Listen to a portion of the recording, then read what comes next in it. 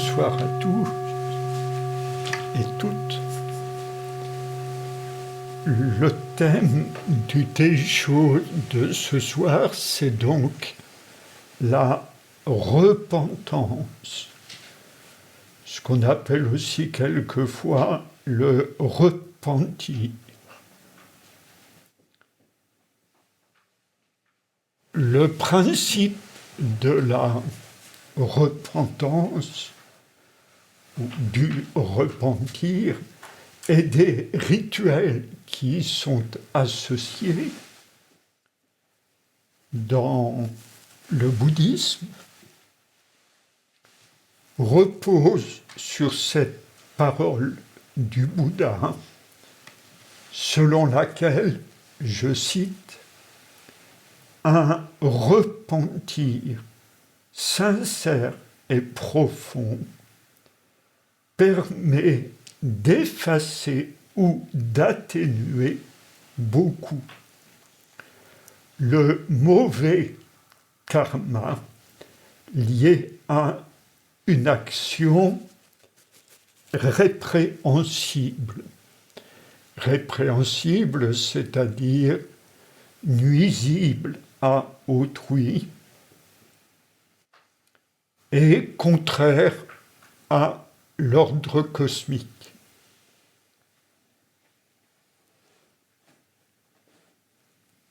Cette parole,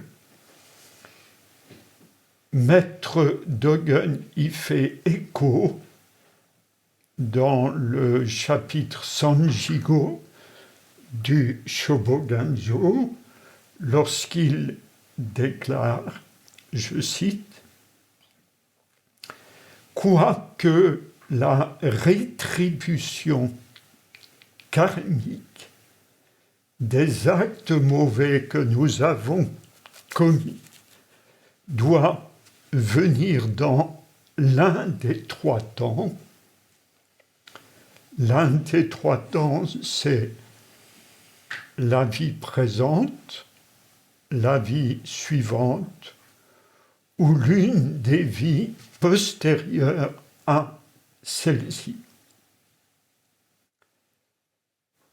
Donc, quoique la rétribution karmique des actes mauvais doit venir dans un des trois temps, le repentir amoindrit ses effets ou supprime le mauvais karma et apporte la purification. » Fin de citation. Autrement dit, par l'expression du repentir, la conscience est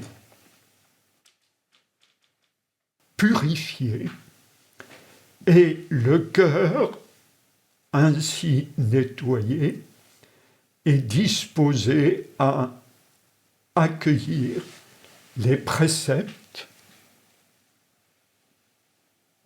dont la réception ainsi que la prise de refuge dans les trois trésors marquent l'entrée sur la voie du Bouddha.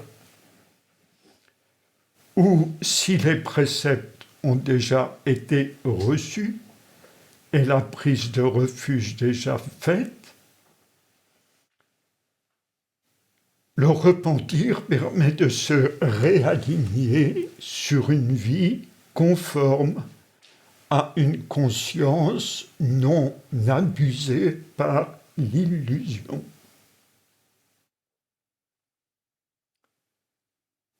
Par la vertu du repentir, les dettes karmiques s'allègent, permettant que la conscience purifiée trouve le chemin de l'éveil, le chemin de la libération.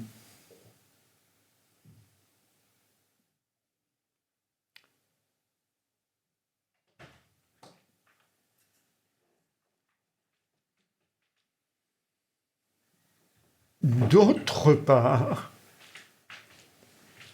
D'autre part, comme y insiste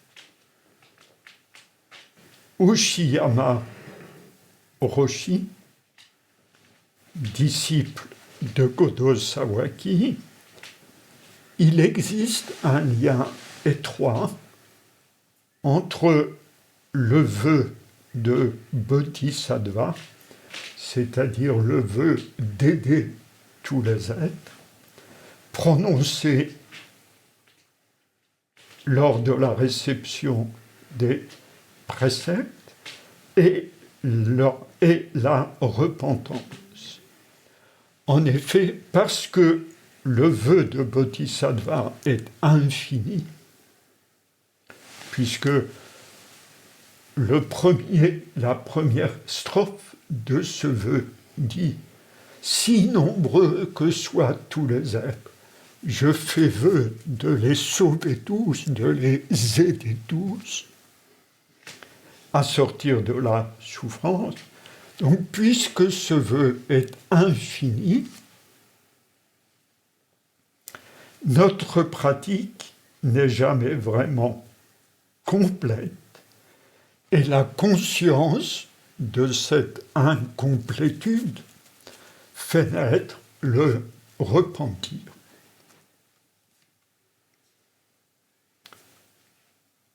En recevant les préceptes et en prenant refuge dans les trois trésors, le Bouddha, le Dharma, la Sangha, nous manifestons clairement la direction nouvelle que nous avons l'intention de donner à notre vie.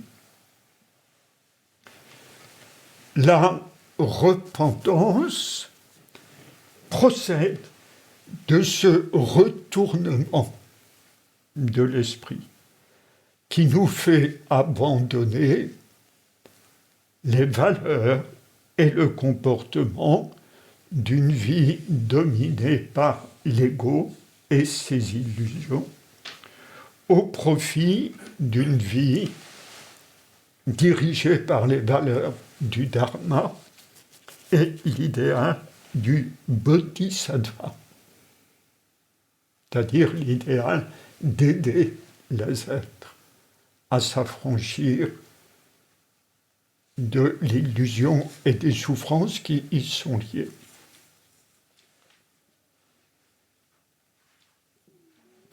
Il est important de bien comprendre ce rapport-là. La repentance, le repentir, est lié profondément à ce retournement de l'esprit. Il y a quelque chose qui change en nous. Une impulsion nouvelle qui sort de nous et qui nous fait désirer, aspirer, plus exactement, à mener une vie non plus dominée par l'ego, ses intérêts personnels, mais une vie dominée par l'idéal du Bodhisattva et les valeurs du Dharma qui sont associées à cet idéal. Ce retournement, Maître Deshimaru l'exprimait en disant, je le cite, que rentrer sur la voie, c'est prendre un virage à 180 degrés. Voilà. Change de direction. Notre vie change de direction.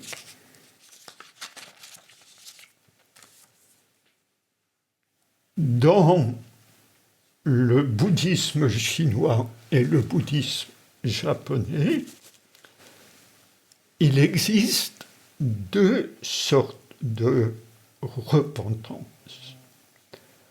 L'une, formelle et concrète, est appelée Ji-Sangye.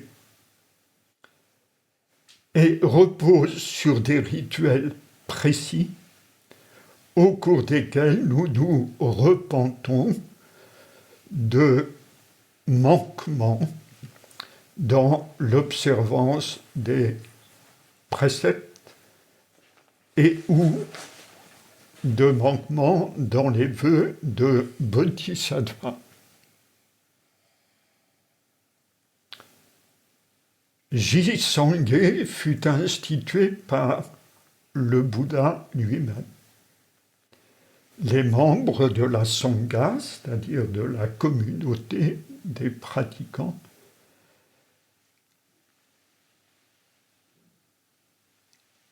se réunissaient 2 fois par mois, les jours de nouvelle lune et de pleine lune, pour confesser leurs manquements au cours d'une cérémonie appelée Uposatha, Fusatsu en japonais. L'un des responsables de la communauté récitait la liste des préceptes, le Pratimoksa, qui comprenait les 10 préceptes majeurs dont je vais vous parler plus loin, et les 48 préceptes mineurs. De cela, je ne vous parlerai pas. Et les personnes qui avaient transgressé les préceptes se confessaient et se repentaient. C'est ce que l'on fait encore maintenant quand on reçoit l'ordination de Bodhisattva et aussi l'ordination de moine ou non zen. La seule différence, c'est que depuis Maître Dogen, c'est-à-dire depuis le XIIIe siècle, il n'y a plus que 16 préceptes, appelés les préceptes de Bodhisattva, à savoir les 3 refuges dans les 3 trésors, les 3 purs préceptes, je vous en parlerai un peu plus loin, et les 10 préceptes majeurs. Lors de ces ordinations, nous récitons le verset de repentance avant de prendre refuge et de recevoir les préceptes. La repentance, c'est en effet comme de laver un linge avant de le teindre d'une certaine couleur. C'est-à-dire avant d'imprégner notre vie des couleurs du Dharma et de l'idéal du Bodhisattva, nous la purifions du mauvais karma accumulé dans notre vie présente et lors de nos naissances antérieures à celle-ci. Et cela concrétise le fait que notre vie prend une autre tournure, qu'elle ne sera désormais plus dominée par la quête du succès ou de la richesse, ou des plaisirs en tout genre, mais par la quête de notre véritable nature, de notre véritable nature que l'on appelle dans le zen la nature de Bouddha. C'est ce même verset, ainsi que celui sur la prise de refuge, qui sont chantés pendant la cérémonie de Ryaku Fusatsu, cérémonie que nous ferons pour la première fois ici, demain soir à 18h30. Ainsi, Ryaku Fusatsu réactualise et revivifie les vœux de Bodhisattva et le changement de direction de vie pris lors de la réception des vœux. Elle renouvelle, rafraîchit, on pourrait dire, notre aspiration à abandonner une vie fondée sur les pseudo-valeurs de l'ego et à embrasser une vie de bodhisattva et d'apprenti de l'éveil.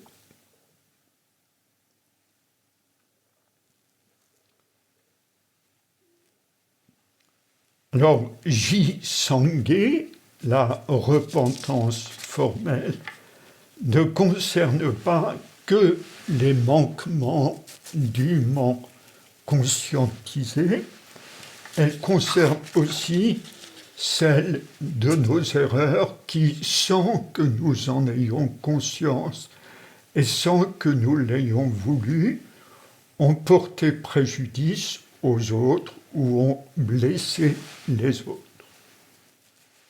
Ce type de faute ou d'erreur peut créer un karma néfaste pour soi et pour autrui. Et c'est pourquoi le vécu quotidien et la repentance sont intimement entrelacés, intimement liés. Nous ne vivons que grâce au soutien de tous les êtres et de la nature qui nous entoure, et nous reconnaissons que nous avons pu, par nos actes ou nos paroles, faire du tort à certains d'entre eux. Le réseau des interconnexions est tellement vaste que cela reste possible, pour ne pas dire probable. Voilà en quoi consiste, d'une part, le principe même du repentir, principe bien mis en évidence par le Bouddha,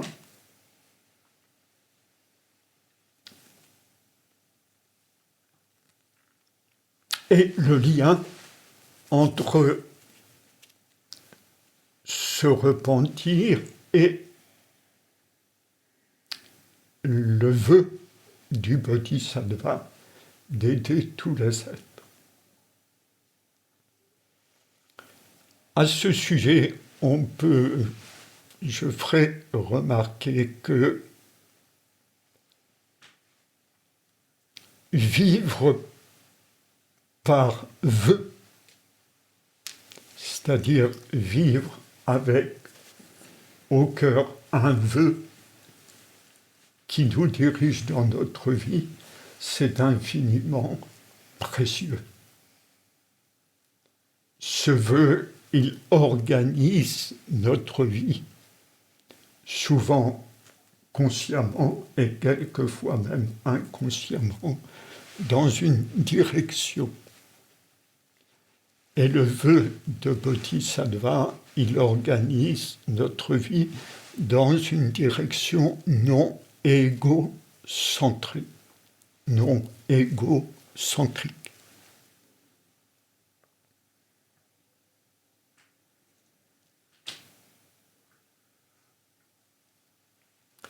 Passons à présent au Ri-Sangye, la repentance absolue, la repentance sans forme. Il en est explicitement question dans le Sutra du Bodhisattva Samantabhadra. Voici l'extrait qui lui est relatif. L'océan de tous les empêchements karmiques provient seulement des pensées illusoires. Pensées illusoires, c'est-à-dire pensées dominées par l'ego. Si vous voulez vous repentir, asseyez-vous maintenant dans la posture droite. Tous les écarts de conduite, tels le givre et la rosée, fondent alors au soleil de la sagesse. Fin de citation. Il est clair que ces deux zazen dont parle ce verset, puisque ce verset dit « Si vous voulez vous repentir de tous les empêchements karmiques qui proviennent de vos pensées illusoires, asseyez-vous en maintenant la posture droite. » Donc, zazen. Examinons un peu ce point-là. Même en agissant bien, nous sommes susceptibles de produire des empêchements karmiques. En effet, aussi longtemps qu'on n'a pas réalisé notre véritable nature, aussi longtemps qu'on n'a pas réalisé l'éveil, presque toutes nos actions, les bonnes aussi bien que les mauvaises, sont basées sur l'égocentrisme et sont de ce fait en désaccord avec la réalité de l'unité et de l'interdépendance de toutes les existences. Et à ce titre, constitue un empêchement karmique, puisqu'elles entravent notre réalisation de la réalité telle qu'elle est. La réalité telle qu'elle est, c'est la réalité qu'il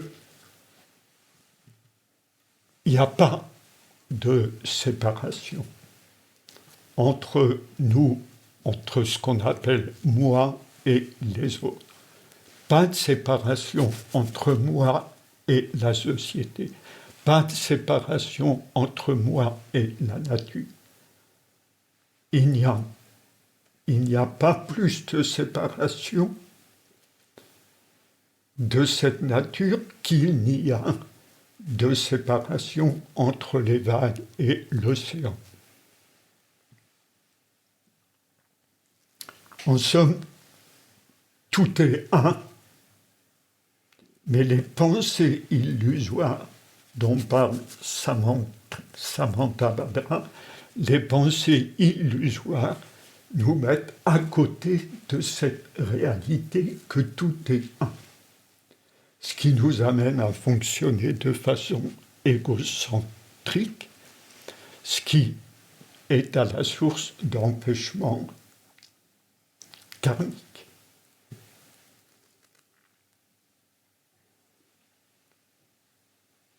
Ainsi, pour prendre un exemple simple, il n'est pas rare que nos actions de service aient une motivation égocentrique, telle que celle de recevoir la reconnaissance ou l'estime d'autrui, voire même de recevoir de lui tel ou tel avantage ou telle gratification matérielle. Lorsque nous faisons des erreurs ou quand nous agissons vraiment mal, il nous semble naturel de nous repentir, et quelquefois même le repentir vient spontanément, naturellement. Ah, j'aurais pas dû faire ça. Ah, je suis vraiment désolé, etc. Le repentir vient naturellement. Mais quand nos actions sont bonnes et reçoivent éventuellement d'autrui des compliments ou des récompenses, cela est beaucoup moins évident de se repentir. Autant c'est presque spontané et naturel quand on fait quelque chose que l'on sait avoir été très mauvais, très négatif pour la personne à qui on l'a fait, autant quand on agit bien et qu'on reçoit en plus les compliments ou la reconnaissance d'autrui, ça n'est pas évident. Et pourtant, dans l'optique de la réalité de la voie, ces actions extérieurement bonnes, mais intérieurement égocentrées, sont porteuses d'entraves karmiques. Pourquoi ? Parce que intérieurement égocentré. C'est-à-dire parce que intérieurement, on n'est pas aligné sur la réalité que tout est un. On agit, mais comme si on était séparé du reste, et on agit dans l'espoir de recevoir de nos bonnes actions des avantages pour nous, c'est-à-dire optique égocentrée.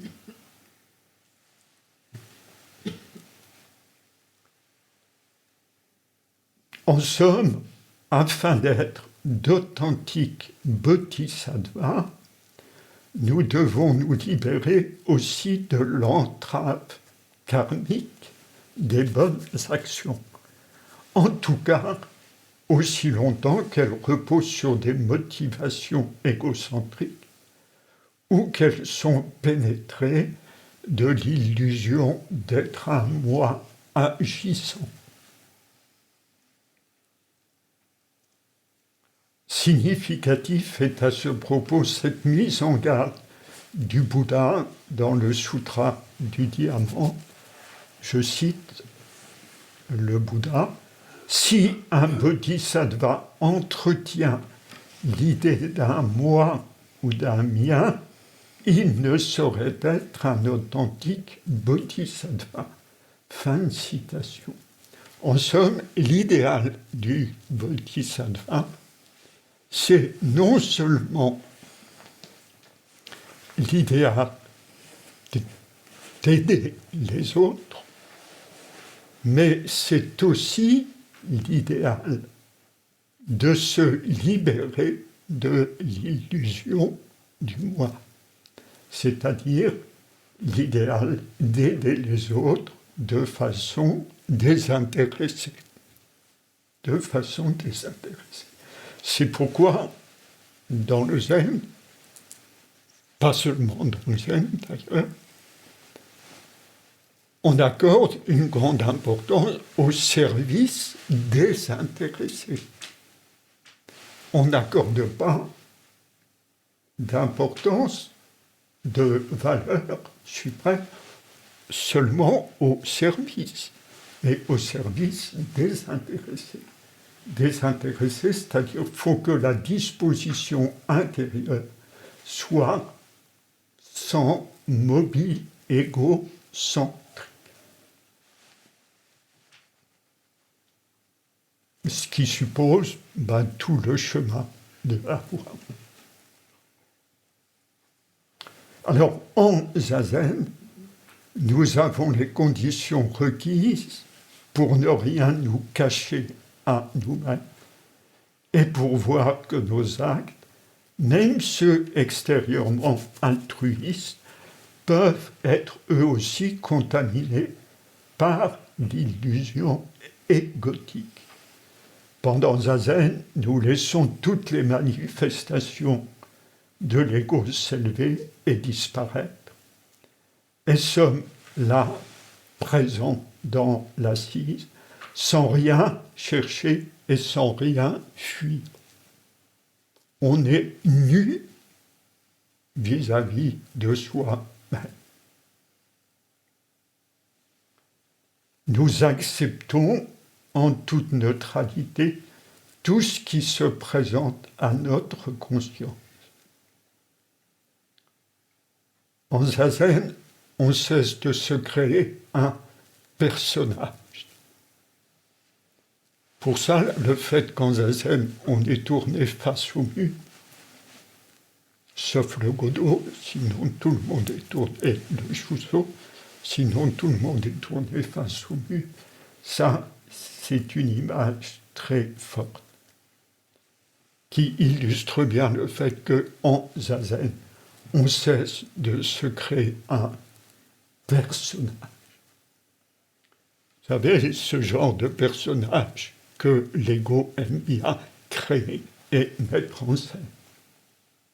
On veut paraître tel ou tel. On veut donner l'apparence de. Mais en Zazen, cette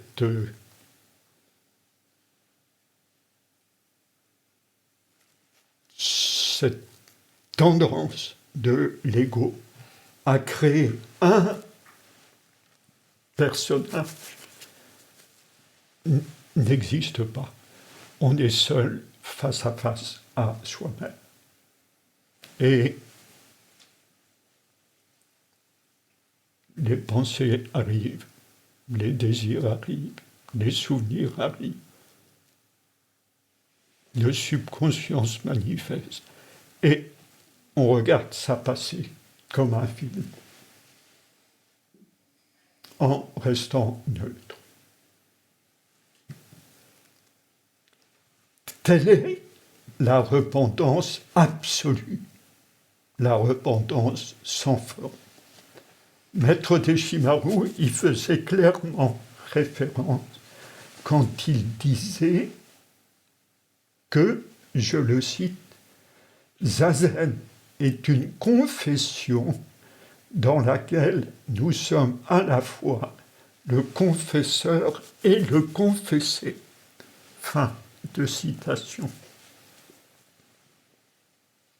Dans un sens voisin, Banjin Dotan, maître zen du XVIIIe siècle, dit que s'éveiller à la réalité qui existe avant la séparation entre l'illusion et l'éveil, entre être vivant et Bouddha, est l'essence de la repentance. En effet, aussi longtemps qu'on ne s'est pas éveillé à cette réalité-là, on produit des obstacles karmiques qui appellent la repentance. S'éveiller à cette réalité que tout est un, c'est Zazen. On pourrait dire qu'avant que les illusions s'en aillent, la vraie réalité est déjà arrivée.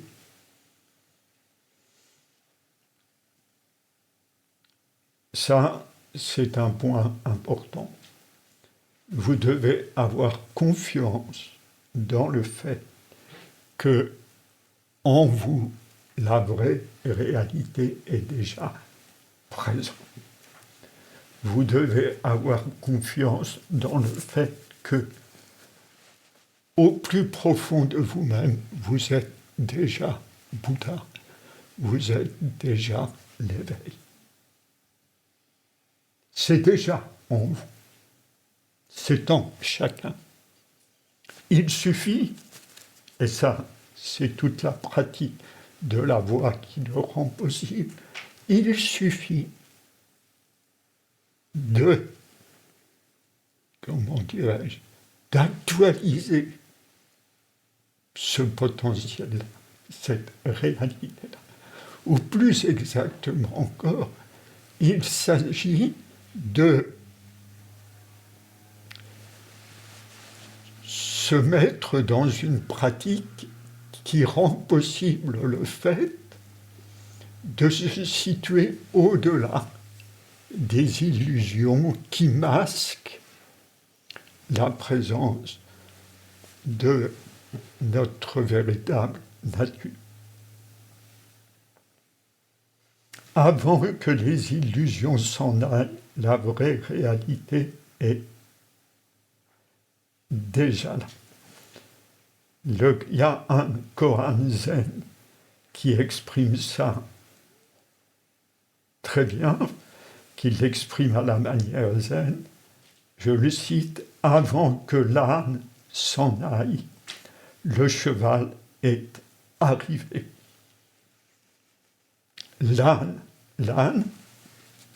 L'âne, c'est l'ego. Le cheval, c'est la nature de Bouddha. Avant que l'âne s'en aille, le cheval est arrivé. Le cheval est déjà là. C'est aussi ce que Maître Dogen signifie quand il dit que la pratique et l'éveil sont unités.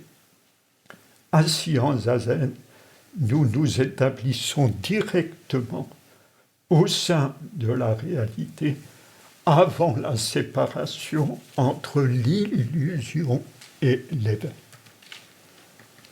Nous acceptons nos illusions et nous veillons sur elles. Si nous les ignorons ou les refusons par orgueil ou par peur de les regarder en face, elles peuvent causer de grands dommages, car elles deviennent alors très puissantes et elles agissent par derrière. Si nous les reconnaissons pour ce qu'elles sont et nous en occupons, elles deviennent un tremplin pour l'éveil. Voilà pourquoi Maître Dogen dit que, je cite, « le sage éclaire ses illusions ». Et pour les éclairer, les conditions qu'offre Zazen sont assurément les meilleures. De ces considérations, il ressort que repentance formelle, ji-sangé, et repentance absolue, ri-sangé, zazen, loin de s'exclure, sont en fait complémentaires.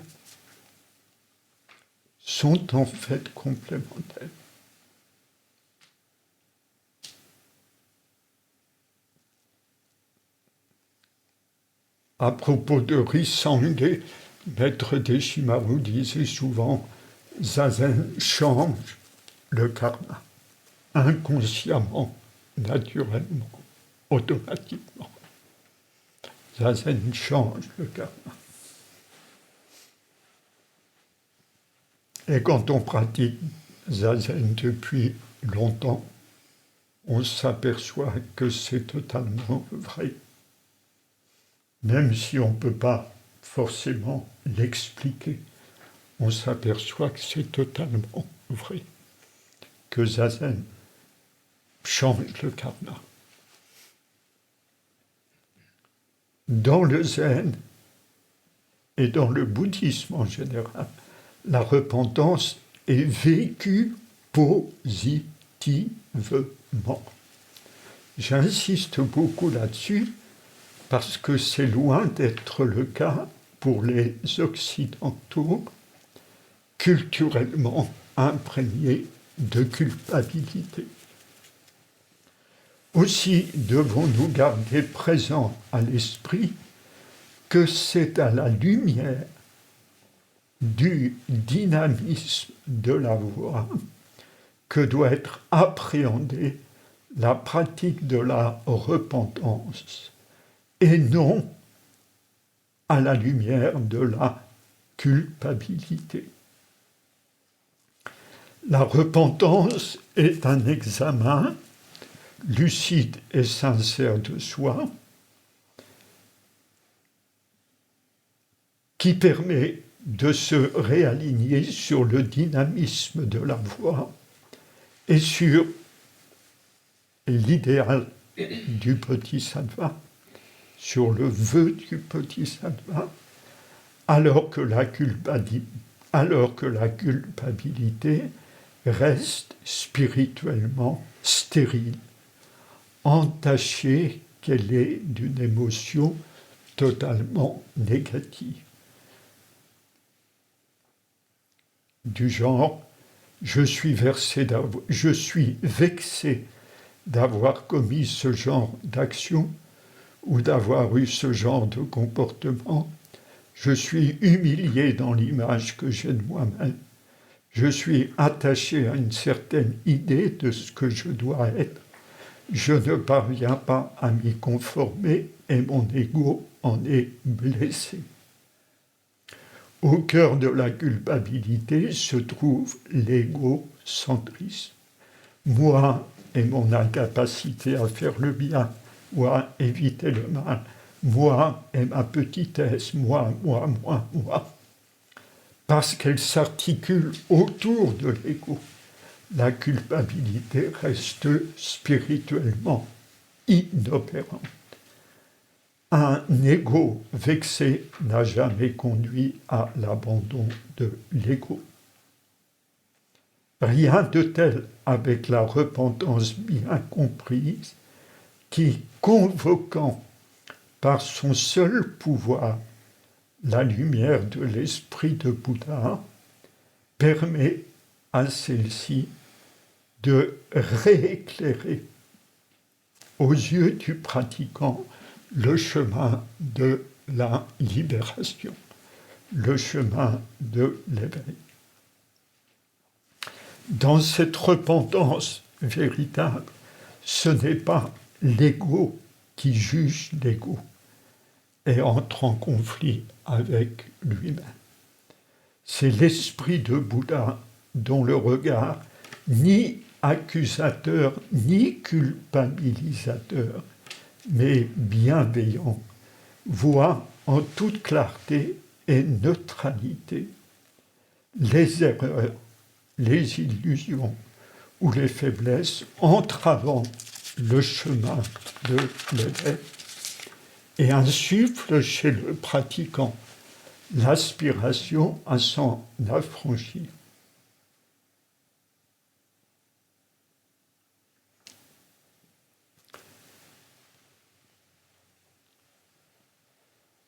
En somme, il s'agit d'un regard neutre, comparable à celui que peut avoir le médecin qui constate que telle habitude alimentaire est nocive à la santé de son patient. L'œil de Bouddha, manifesté pendant Zazen, est ce bon médecin qui voit les entraves que telle habitude nocive met sur le chemin de l'éveil. L'œil de Bouddha, foncièrement bienveillant, n'active pas chez le pratiquant le refus de voir ses ombres.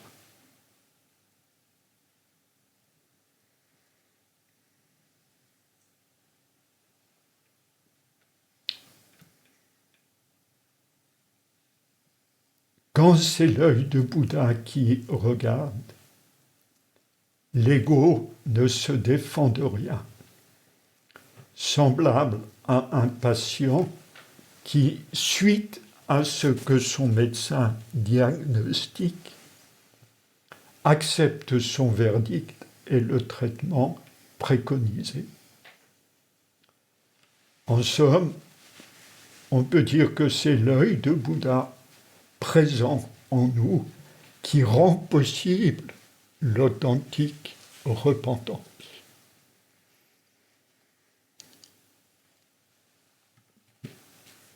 Vous voyez, ça c'est un point important. L'œil de Bouddha, manifesté pendant Zazen, transcende, est au-delà du monde du mental et du psychisme. Et étant au-delà du monde du mental et du psychisme, il est comme un témoin qui voit en toute neutralité.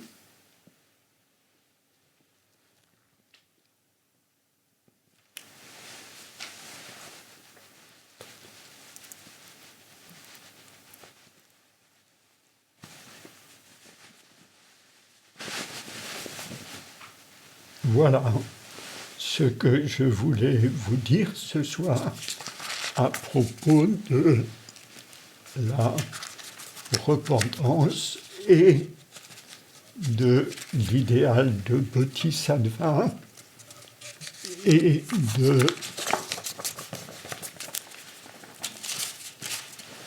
de l'aspiration à l'éveil, à ce que les trois sont articulés. Repentance, idéal du Bodhisattva et aspiration à l'éveil. Je vous remercie de votre attention, de votre écoute.